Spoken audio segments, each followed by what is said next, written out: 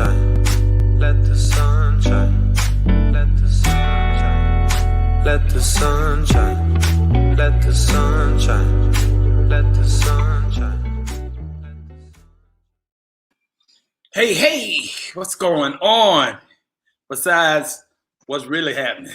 What's going on, Dr. R.G. Allen Wilson? What's happening? Hi, my brother Charlie. See my vote T-shirt? I love it. I love it. With the Afro puff. Mm-hmm.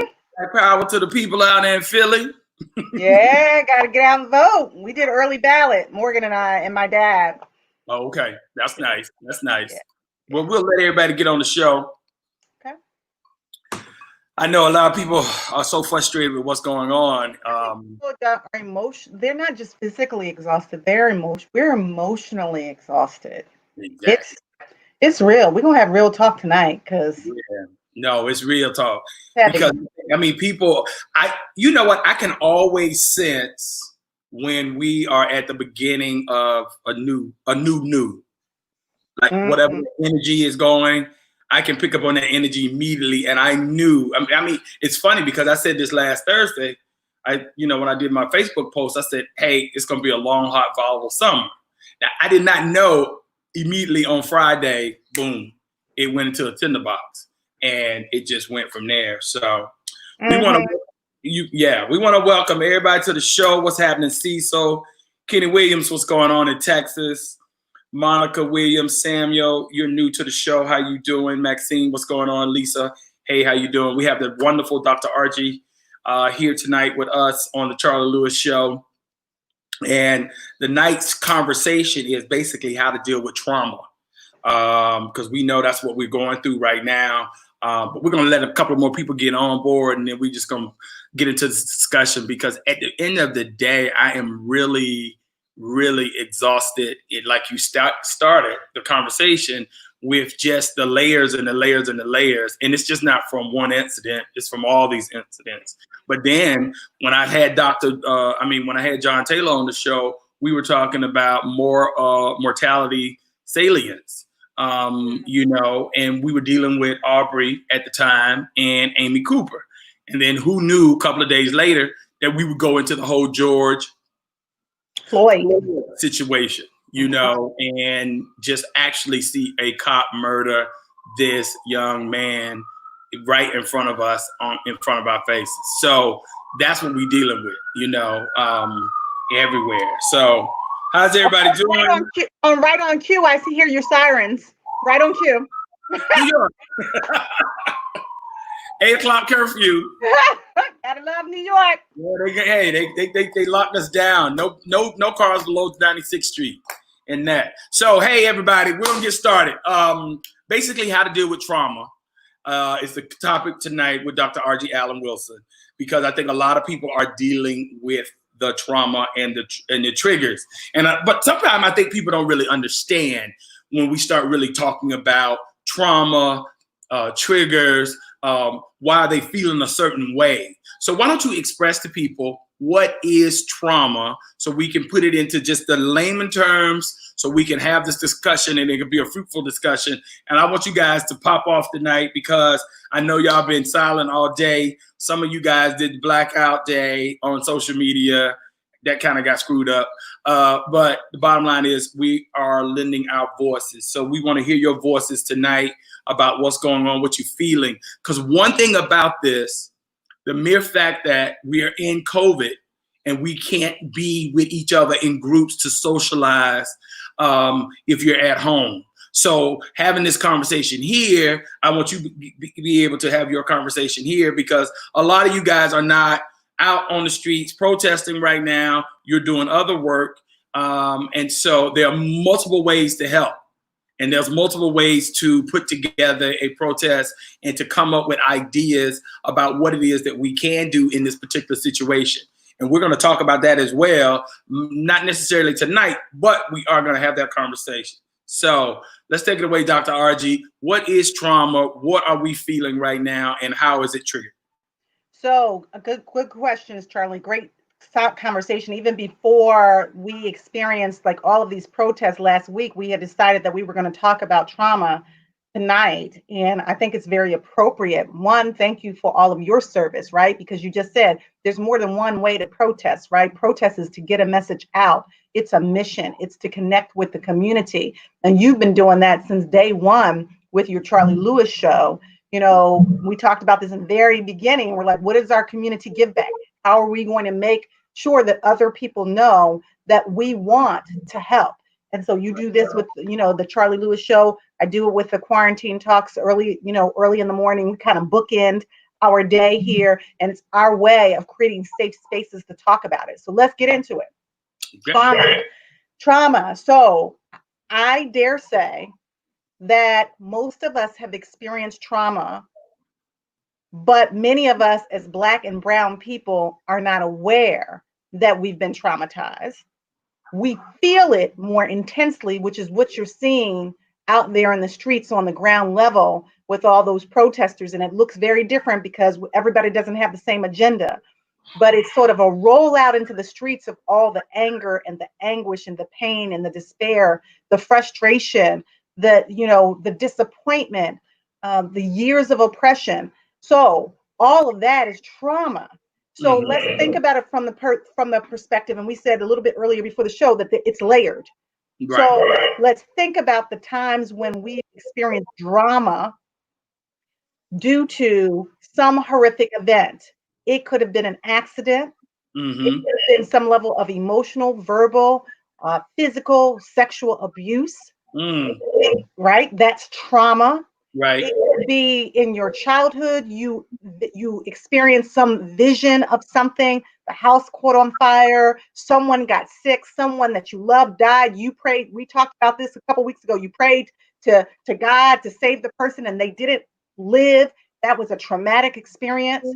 We know the typical trauma that people are just our law enforcement officers, but our military, when they go away and they're on the front lines of war and they see such horrific things, death, you know, violence, atrocities. And when they come back home, many of their family members talk about they are different to us than when they left. They came back and I don't know my husband. I don't know my brother. I don't know my sister, because they can't get the imagery out of their heads. So this trauma comes about due to threat of death, threat of fear, threat of injury, imagery of all those, any kind of atrocity that you've bared witness to. And right now, in 3 weeks, we've experienced bearing witness on video, because Will Smith said this. He said, racism is not new. It's just filmed. Right. And so I was asked to talk about last week the mental health fallout from watching video or watching TV, whether you're a CNN person or MSNBC, or whether you're just watching it on, you know, on your phone. We are continually taking in imagery. So in 3 weeks, we talked about that. We took in imagery of Ahmaud Arbery, right, who was gunned down by these white men, father and son, and someone who was videotaping it.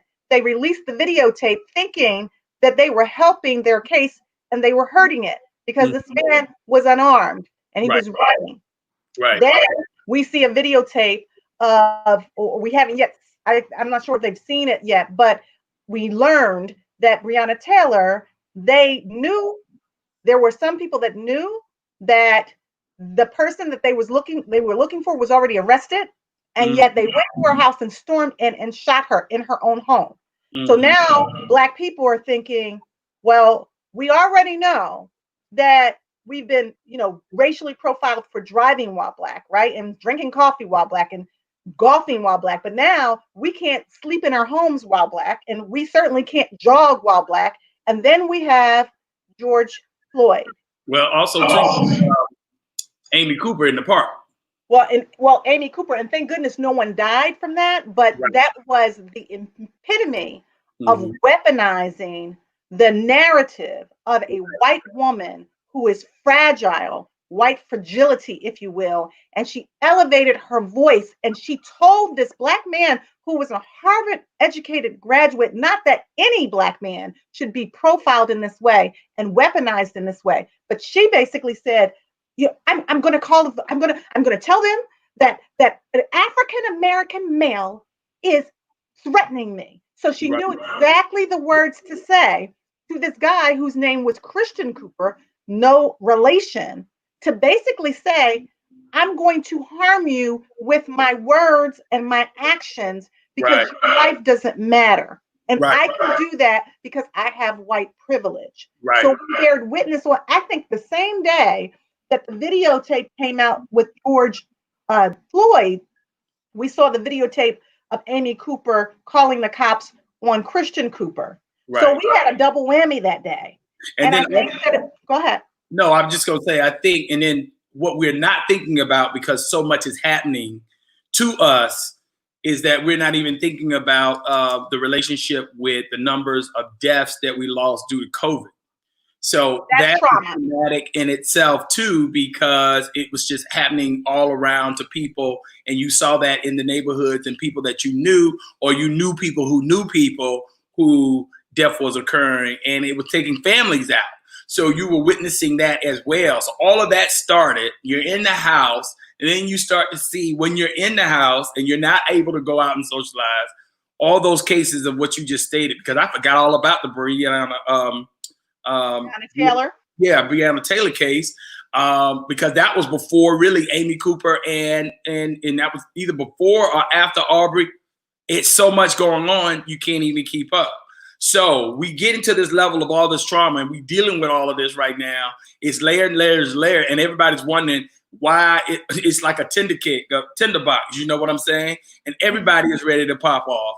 I can feel the energy right now of how people are just really totally like that was the straw that broke the camel's back, based on the fact that, and then to exacerbate the situation, then you have the George Floyd challenge where you see people with videotapes with knees. Oh my God, I just saw that today. I just saw that today. So you're witnessing all of that, and then the police. I mean, then you see the police brutality of how they are going after journalists, how they went last night with Trump when he wanted to go to the church, and how they were peacefully protesting, and then they were actually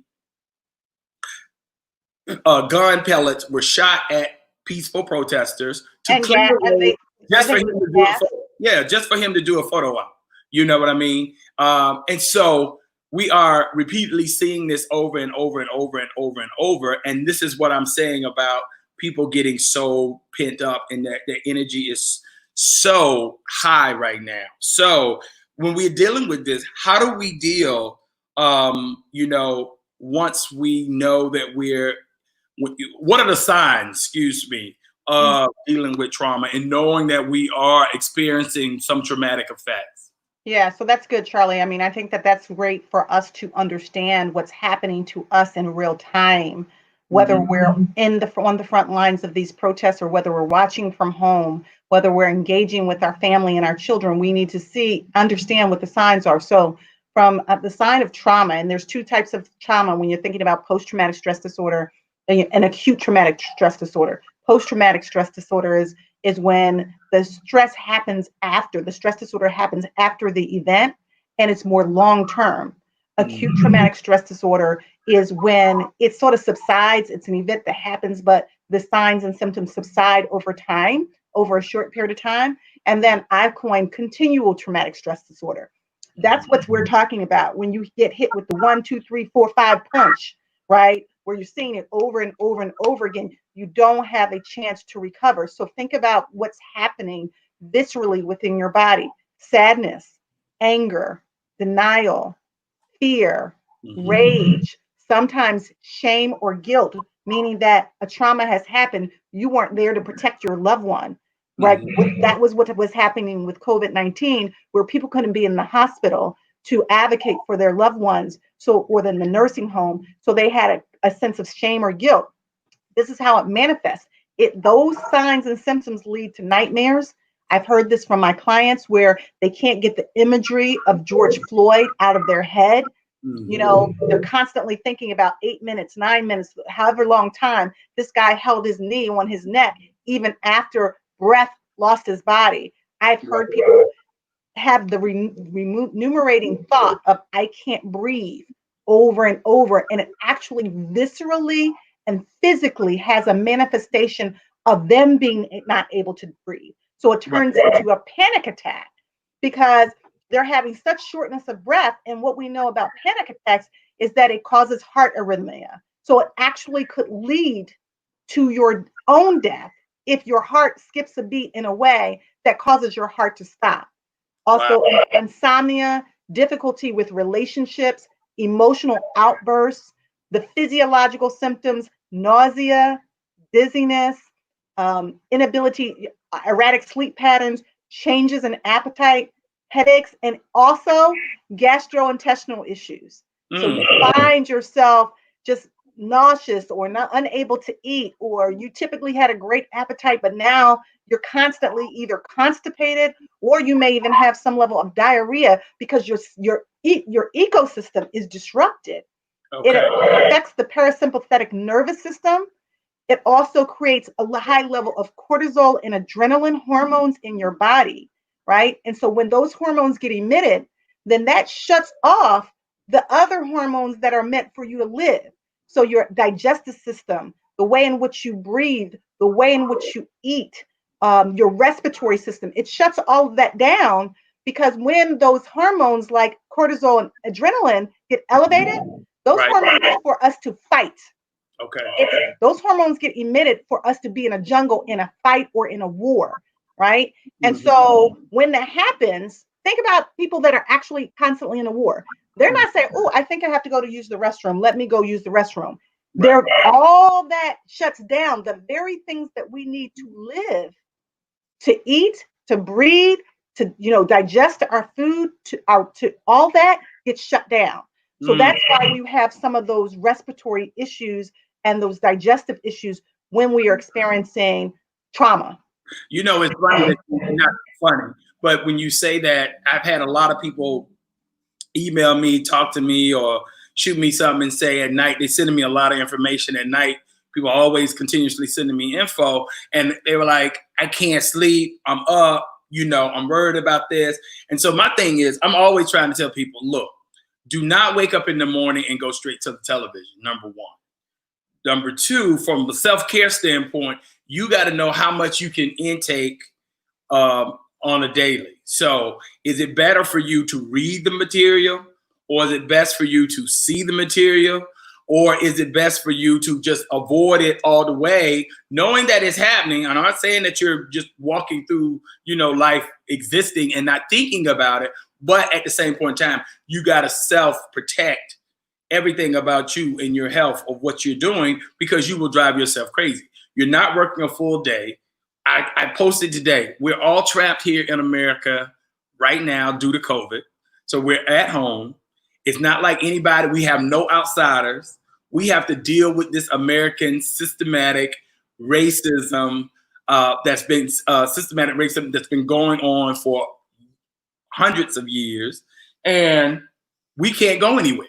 We got to deal with it in our time right now. So I think a lot of people are realizing for the first time, I can't escape this, and what do I do? How do I participate into, all of this so I can be active and not feel like I am not doing my part in this collective? So I think that's what a lot of people are going through as well. Yeah, I think, that word that you use, trapped, I think it's a good word. Like when we were talking about COVID-19 and the quarantine, I was saying that it's the long game, not the short game. And so that we had to deal with temporary inconvenience for long-term gain. And, Helen Nurse, when you had her on her show and her family, she was talking about the fact that, she chose to look at it like we are safe at home, right? Versus stuck at home. But we add, because this is layered, we add into the realization that perhaps we're not as safe at home, because here's this woman that was shot in her home by the people that were supposed to serve and protect us in our communities. So it's all of those realizations that keep us up at night and cause us, like you said, to constantly and perpetually perseverate over these images and these messages where we cannot escape them.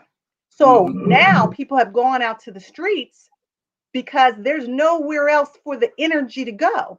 It's all energy flow. And the energy, right? Pressure bursts pipes, and every pressure point needs a relief valve. Well, there hasn't been a relief valve for many of us as Black and brown people.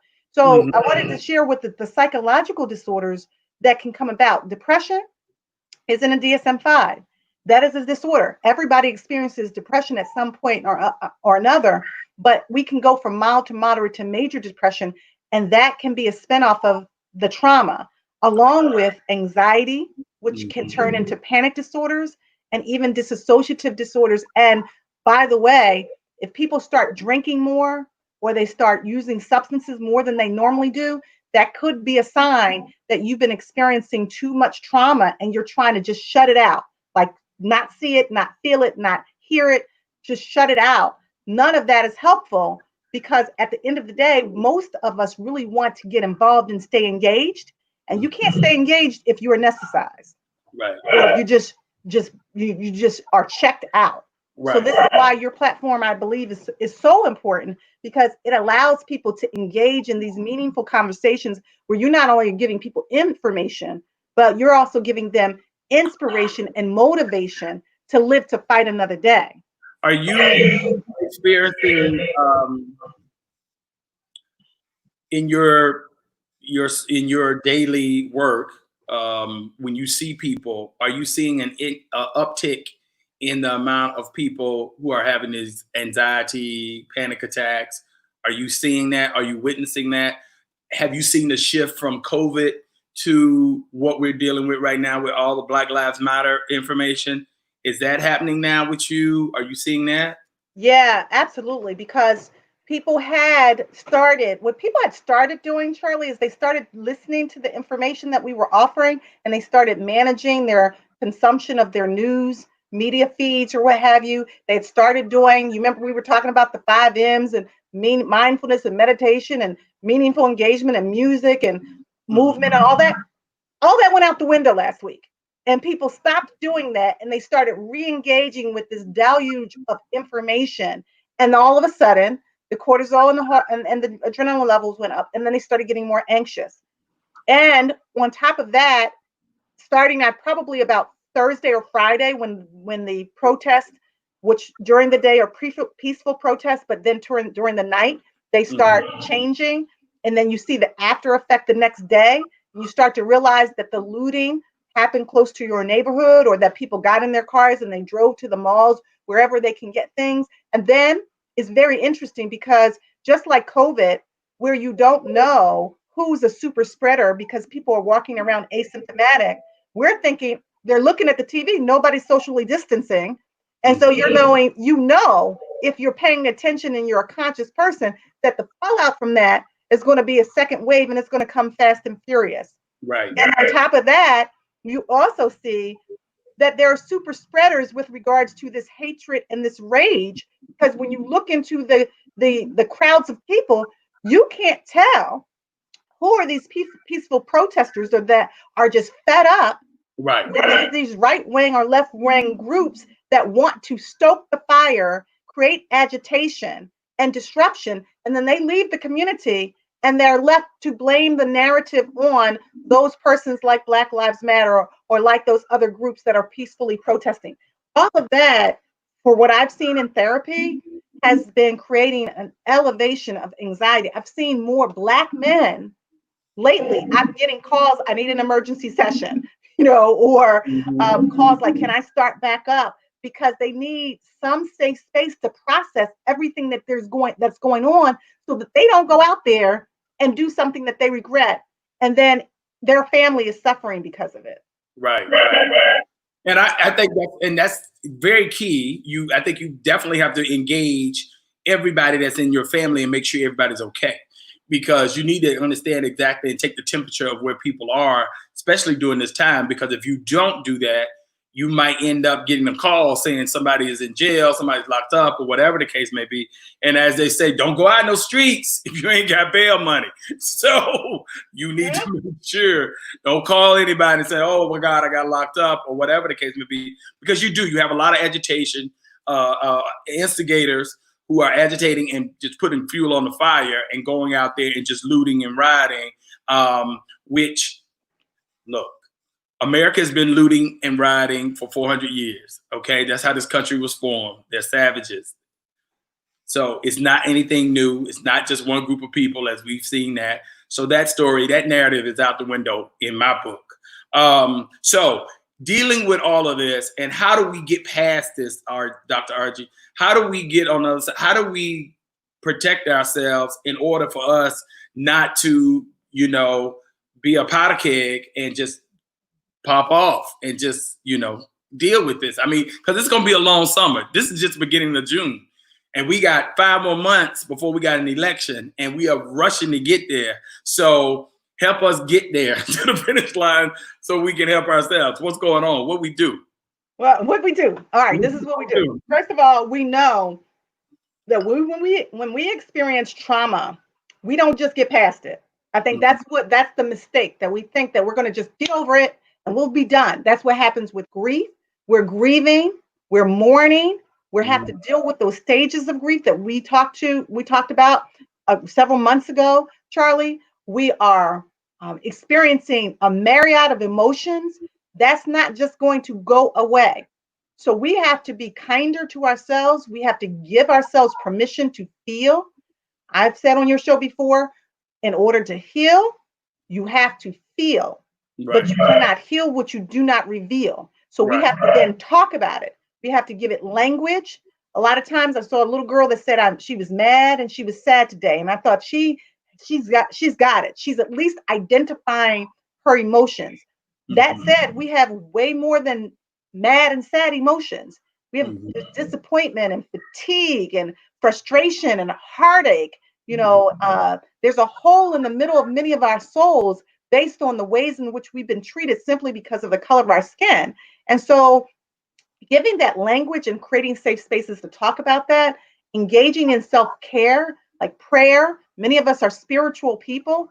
We've learned we got to get back to the basics. We learned that if we can't handle this, that perhaps we have a greater source that can. So that prayer, that meditation, that mindfulness to stay in the present of what we have to be grateful for. So if you have a home, if you do have food, if your grocery store hasn't been looted, maybe you have some things to be grateful for. If you have breath in your body that you can breathe, focus on those things. And then, Charlie, journal to externalize those emotions. If you don't have someone to talk to, if you are in the home alone, if you don't have a whole lot of friends and platform, you can journal to externalize it. Because if you do not externalize those emotions, we all have the propensity to become ticking time bombs, which means that we will either explode, and the fallout is going to be great because other people are going to experience that explosion, or implode, which means that we go into a deeper and deeper depression, neither of which are good. Right. I think what you say, if we either internalize this or externalize it, and it's not going to be good either way of dealing with that, because I think a lot of people realize is that, you know, we only know a couple of emotions because that's the only thing we get to express, happy or sad, you know, or I'm mad, you know, at something.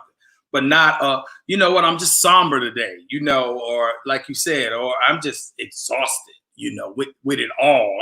I'm tired of educating people. I'm tired of trying to tell people what they need to do. I'm tired of, don't call me asking me about what book to read, to learn about Black people. Don't do that. That's not what you need to do right now. You need to pick up a book. If I know more about your history than you know about my history, and I still had to go learn my own history based on the fact that you wasn't teaching me history, that's the problem. Why do I know more about the Holocaust than you do? You see what I'm saying? It's exactly that exhaustion that I think people are feeling all around. It's just like, we know your world, you care nothing about us, and then you want to come to us and say, hey, can we sit at the table? Can we get your thoughts? Can we tell you this? I'm glad my friends are sitting in and you know, white friends are sending me little texts on the side and saying, you know, you okay. I know the ones who are doing that. I knew they would be doing that because that's why they're my friend. You know? Right. They are the ones that are doing what I knew they would do, and that's why they in the little tribe, okay?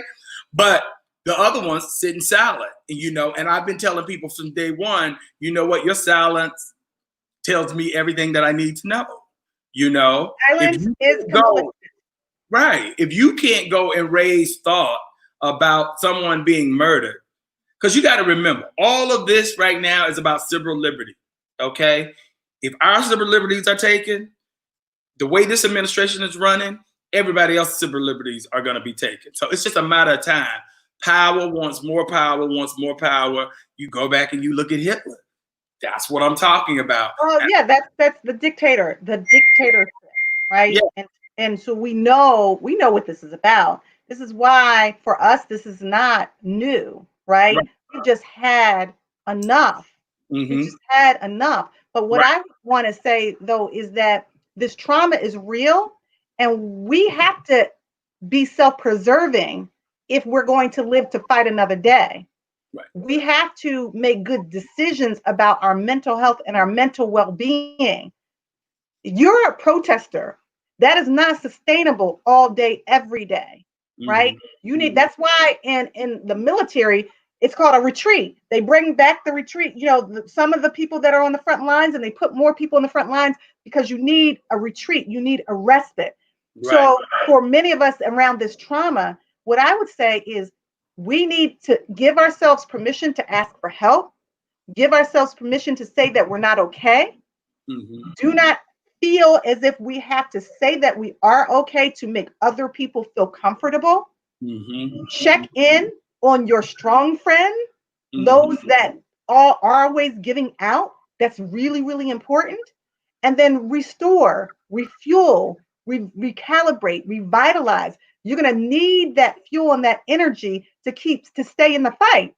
And then also give yourself permission to fight a different way. Mm-hmm. There's not just one way to fight this. So if you see these protesters out there, did you just vote today? Did you get on the line? Did you call a senior person who may be isolated and watching this and being traumatized too, but they really can't get out? Mm-hmm. Did you just check in with them or send them a nice little scripture or what have you, a nice little affirming message? Those are things when we help others, we also are able to help ourselves to take the positive action, whatever that looks like. And of course, Charlie, I'm going to say, have the courageous conversation, whatever that looks like, with yourself first, with your partner, with your friends. We do it all the time. We are constantly, our crew, checking in on each other. You okay? What's up? Or we'll see something on social media. We're good with this. And be like, I know you better than that. So what's going on? Right. Right. No, it's true. It's true. So we got Dr. Archie here, you guys. We're talking about how to deal with trauma. If you guys have any questions for her, anything y'all going through, anything you're experiencing, let me know. If you got questions for her, this is the time to just throw this out right now. I know a lot of people, like I said, it's one thing that we're already dealing with COVID, and now we're dealing with this. And so you don't really have your crew or who you're around, or you're not meeting with people and talking it out like you normally would. You're doing some of this in isolation.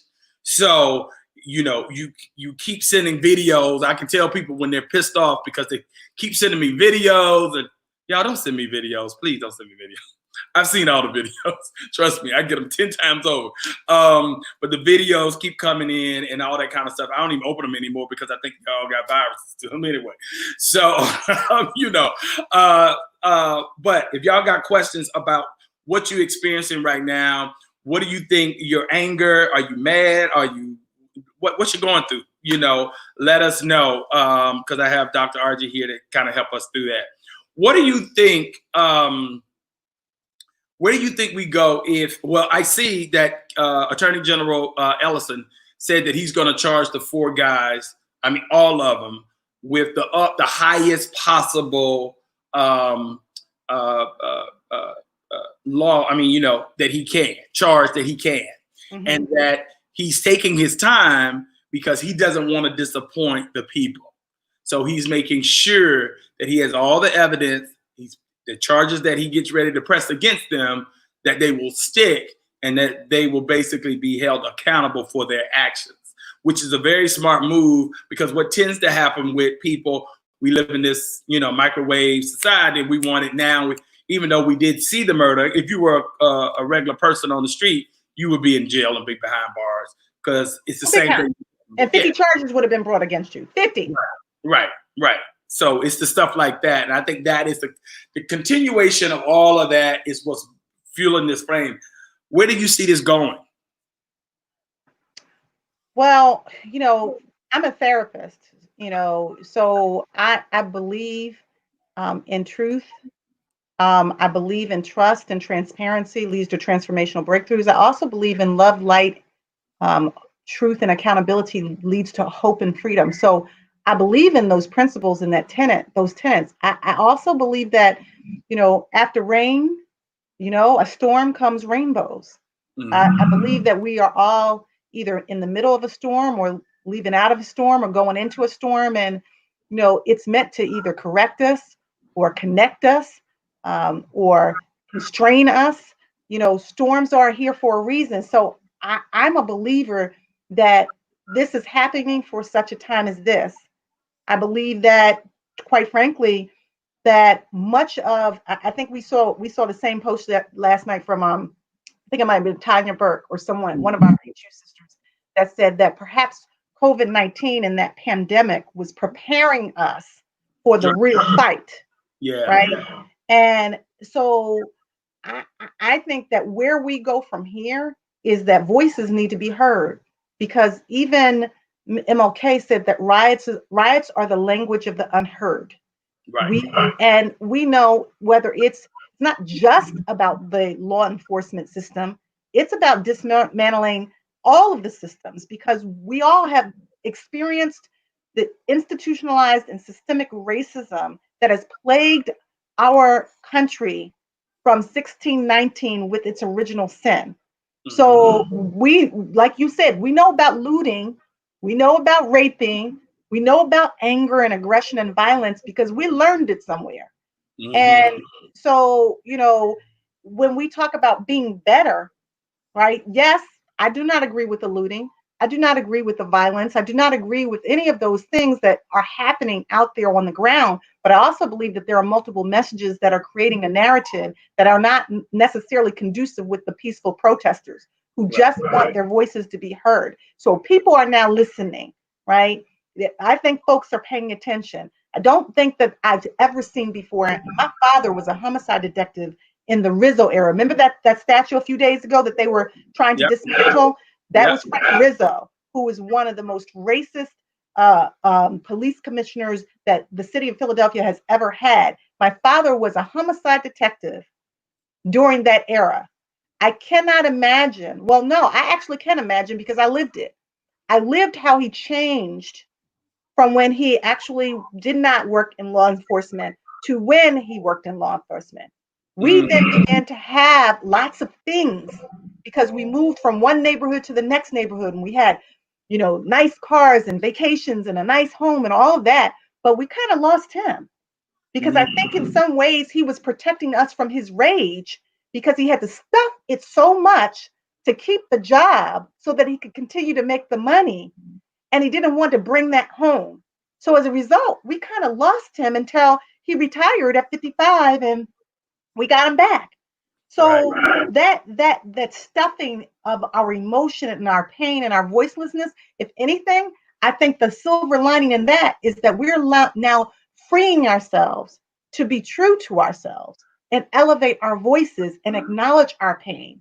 We're hoping that we will have allies that will stand in solidarity with us and tell the truth about America's original sin so that we can all heal together and we can create equity and inclusion, not just call it what the words of it, because in these systems, in these C-suites, they have these D&I, seminars and all of that. They're just words. Right. They are. I hate to say it, but they just figurehead positions. Because basically right now you will be turning to those individuals and saying, okay, what it is that we need to do right now in this case. Basically, you wouldn't even be in that situation. You would know exactly what to do because you wouldn't be suffering from groupthink. You would have an understanding and you would feel the energy of what's happening with your with these individuals. with people of color. So I love everything that you have to say. We're going to end that tonight on that note, because I feel as though that's a great place to end this conversation. And also, too, I love that story about your father, about losing him. A lot of us go internal and don't express ourselves. And black men do that a lot. And that's the only way you're going to be able to survive, is to be able to continue the dialogue, have somebody that you can be in a safe space that you can talk to, that's going to give you some real feedback too, and let you know that you're not crazy and that you're not going through this alone. So therefore we can, get past this, because it's going to be a long summer. So with that being said, thank you, Dr. R.G. Allen Wilson, for coming to the show. Thank you guys for listening tonight. Tomorrow, I have the one and only Nathan Hale Williams. We're going to be talking about burden, and it kind of goes from what that means as a person of color being in corporate America and dealing with what we're dealing with right now, because that is what we're happening. Also, too, make sure y'all go to the Charlie Lewis Show Facebook page and like that page, because I'm going to get off of this personal page of mine and take you over to my Facebook page for that. So therefore, we can have more conversations. So until next time, you guys stay sane. Don't hurt anybody. Stay home, stay sane, stay safe. Right. And make sure you protect yourself. All right. Just good. So good night. Farewell. See you guys tomorrow. Let the sun shine. Let the sun shine.